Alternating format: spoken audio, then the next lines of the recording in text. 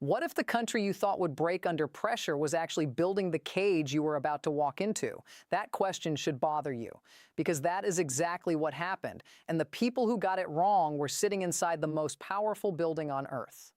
Before we get into the full story, or if you care about understanding how global power is really shifting, not the version they give you on cable news, but the real version, hit subscribe right now. Share this with someone who thinks they already know this story. And if what you are about to hear changes how you see this, tap that like button. This channel exists for people who want to go deeper. Let us go.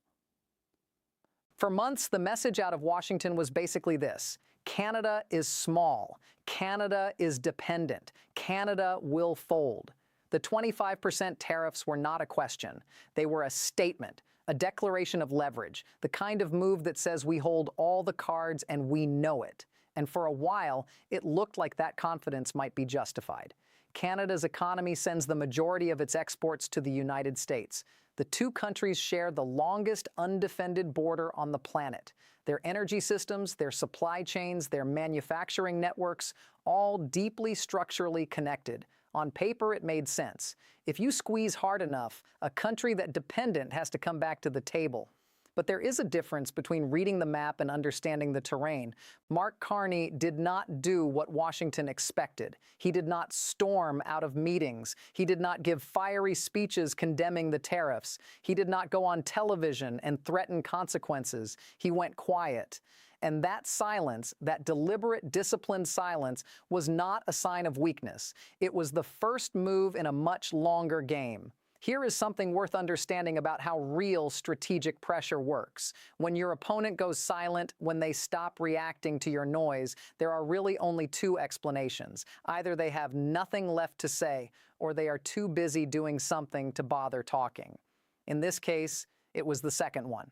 While Washington held press conferences and sent signals through social media, while the tariff threats escalated and the rhetoric sharpened, Canada was doing something entirely different. They were building. Not building in a symbolic way, not making phone calls to foreign ministers to express concern, actually building trade infrastructure, new agreements, new long-term partnerships with countries that had been circling the edges of a closer relationship with Canada for years: Europe, Japan, South Korea, Mexico, and yes, even China. This was not diplomatic window dressing. This was a structural shift, and it was happening fast. The Trump administration did get signals. Intelligence reports flagged some of the early discussions. Trade monitors noticed the outreach. But the reading inside Washington was that this was theater, a bluff. Countries do this all the time. They waive the possibility of alternative partners to gain a little more leverage before eventually returning to their largest trading relationship. It is a known tactic. It had worked before. It would work again. Except Carney was not bluffing. He was not building leverage for a conversation with Washington. He was building a future that required Washington less. That distinction, small as it sounds, is everything. When you are bluffing, you are still playing the other person's game. When you are building, you are rewriting the game entirely. And by the time Washington looked up from its own press cycle long enough to see what had actually been constructed, the foundation had already been poured. The announcements came like a wave, a coordinated, carefully timed rollout of trade agreements, signed, structured, and in several cases already being implemented. Independent economists looking at the full scope of the deals started projecting something that made headlines in financial circles across 3 continents. Within 2 years, Canada's economic dependence on the United States could fall by close to 40%, not reduced, not adjusted, reduced by nearly half. Let that land for a second. This is not a minor policy shift. This is not Canada tweaking a few export categories to make a point. A 40% reduction in U.S. dependence means Canada is engineering a different economic reality for itself, one where American pressure, American tariffs, American ultimatums carry fundamentally less weight. Once that future is locked in, the whole dynamic changes. You cannot squeeze someone into submission when they have built the door on the other side of the room, and the effects did not stay theoretical for long. Lumber was one of the first places the real-world impact started showing. Canadian lumber has been a cornerstone of American construction for decades. Home builders, commercial developers, infrastructure contractors, they all built their cost models around Canadian supply. Now that supply is being redirected. Asian buyers came in, and they came in with better prices. So American buyers are not just facing shorter supply, they are getting outbid. The material costs in the U.S. construction sector are already being projected to climb sharply in the next fiscal quarter. That does not stay on a spreadsheet. That shows up in the price of housing, in the cost of repair, in the budget of every contractor who already gave a client a fixed price before the numbers changed. Pharmaceuticals followed the same pattern. This one is harder to talk about, but it matters more.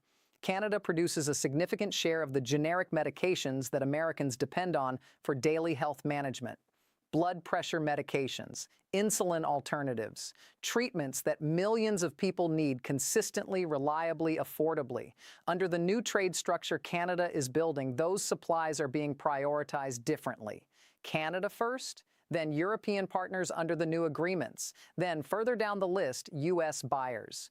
For most industries, that kind of shift creates inconvenience. For prescription medications, it creates something more serious. Pharmacies are already feeling early supply tightness on certain generics. For some patients, that is not a headline, that is a conversation with their doctor about what happens next. And then there is energy. This might be the part where Washington made its most expensive miscalculation. The assumption built into the tariff strategy seemed to be that American energy independence meant American energy invulnerability, that Canada needed the U.S. as a customer more than the U.S. needed Canada as a supplier. But energy infrastructure does not work like a commodity market where you can just switch suppliers overnight. Pipelines are not flexible. Refinery configurations are not interchangeable. Regional power grids in northern states like Michigan, Minnesota, New York, and North Dakota were built over 50 years with Canadian integration as a structural assumption, not a preference, an assumption. You do not simply rewire that because of a policy disagreement. Now, Canadian oil and natural gas suppliers are locking in long-term contracts with overseas partners.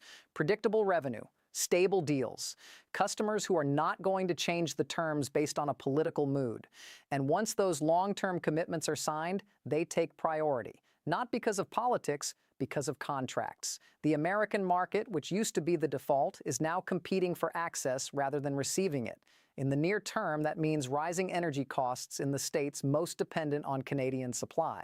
In the long term, it means those states will need to make expensive infrastructure investments that were never in their planning because no one expected this situation to arrive.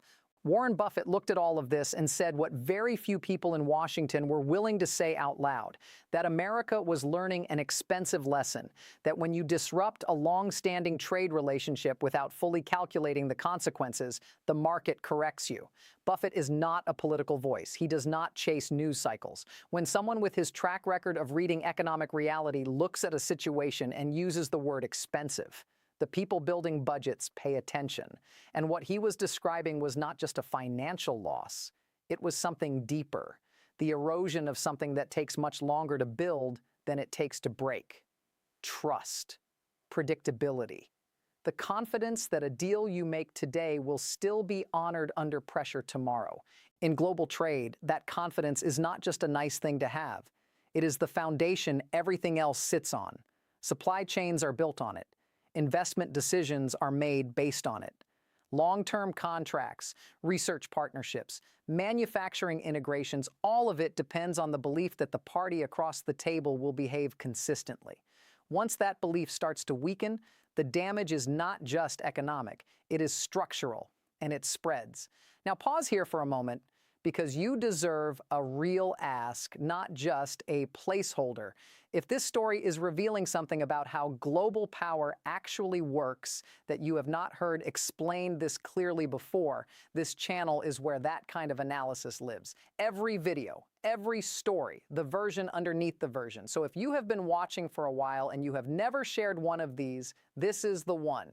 Send it to someone who is still getting their geopolitics from cable news. Let them see what they are missing. Inside the United States, the political fallout is beginning to take shape, and it is not moving in a comfortable direction for the White House. Governors in northern states are not whispering their frustration anymore. They are raising alarms openly. These are not partisan figures making political points. These are local executives staring at rising costs, disrupted supply relationships, and business communities asking questions they do not have good answers to yet. When a governor of a swing state starts talking publicly about trade disruptions hitting their economy, that conversation reaches people who do not normally follow trade policy. It reaches small business owners, factory managers, families managing heating bills. That is when abstract policy becomes a voting issue. Inside Congress, there are now serious conversations happening on both sides of the aisle about limiting executive power to impose sweeping tariffs without congressional approval. The fact that this conversation exists at all is significant. Legislative restraint on presidential trade authority does not get discussed unless people in both parties believe the current approach is creating problems that the existing framework cannot correct on its own. It is not a signal of panic. It is a signal of concern, and concern from that many directions carries weight. The White House response has been difficult to read because it keeps changing. First, the tariffs were a masterstroke of leverage. Then Canada was making a strategic mistake they would regret. Then the situation was being managed. Then there were hints of openness to conversations. The lack of a consistent message is itself a message. It tells you that the internal picture is not as settled as the public posture suggests. And then came a moment that people in diplomatic circles noticed immediately, even if it did not dominate the headlines the way it should have. According to sources familiar with the exchange, the Trump administration sought a direct call between the president and Prime Minister Carney, a one-on-one, a chance to reset the dynamic, to find an opening, to regain some footing in a situation that had clearly shifted. Carney's office responded that the Prime Minister's schedule did not allow for a call at that time. Formal diplomatic channels, they said, remained open. Read that carefully. That is not a rejection. It is better than a rejection. A rejection creates drama. Drama is engagement. What Carney's office sent back was something cooler and more deliberate, a polite non-answer that communicated with complete calm that Canada is no longer operating on Washington's timeline, that the urgency belongs to one side of this conversation, and it is not the Canadian side. In diplomatic language, that kind of response is a signal. It says, "We are not rushed. We do not need this meeting. When we are ready to talk, we will. Until then, carry on." For decades, that kind of signal came from Washington toward everyone else. The fact that it is now moving in the other direction is not a small thing. This story has become bigger than Canada and the United States. That is not an exaggeration. It is what the data from foreign ministries and trade bodies around the world is showing. Other nations are watching this situation with extraordinary attention. Europe, Japan, countries across Southeast Asia and Latin America. They are watching because what is playing out is essentially a live demonstration of a question that has been quietly circulating in global diplomatic circles for a few years now. How much does dependence on Washington actually cost? And is it still a cost worth paying? For a long time, the answer was obvious. Access to the American market was simply the most valuable thing in global trade. The U.S. economy was so dominant, the consumer base so enormous, the financial system so central, that building your economic future around American partnership was not just smart. It was the only serious option. You diversified where you could, but you built on the American foundation. And if Washington applied pressure, you adjusted, because the alternative was not realistic. What Carney just demonstrated is that the alternative is becoming more realistic, that if you start early enough, plan carefully enough, and build with patience, you can reduce that dependence significantly before the pressure arrives. You can diversify your trade relationships enough that when someone turns the tariff dial, you feel it, but you do not break under it. That lesson is being studied right now in capital cities across the world, not because those countries are anti-American, but because they are pro-survival. And in an environment where American policy feels less predictable than it used to, survival means having options. That is the shift Warren Buffett is pointing at when he talks about expensive lessons. The financial numbers matter. Construction costs, pharmaceutical supply, energy prices, all of that is real and measurable and painful.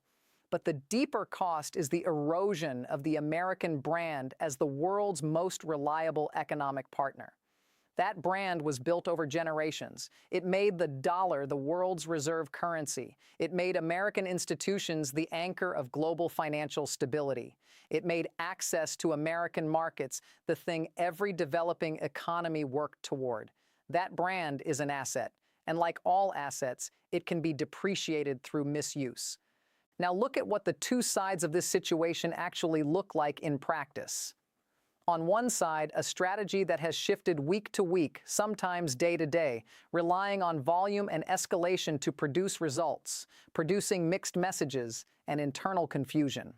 On the other side, a quiet, disciplined execution of a plan that was clearly built months before the first public pressure arrived.